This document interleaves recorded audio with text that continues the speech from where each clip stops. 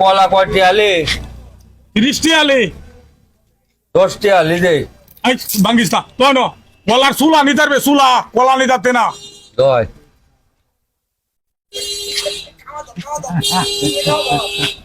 কলা নিতার বা হ্যাঁ